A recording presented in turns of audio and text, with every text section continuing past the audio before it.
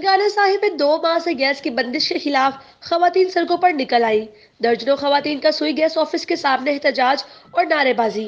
आला हकाम से फौरी नोटिस लेने और गैस की फराहमी का मुतालबा। आइए मजीद जानते हैं ननकाना साहिब से मलिक जाफर की इस रिपोर्ट में।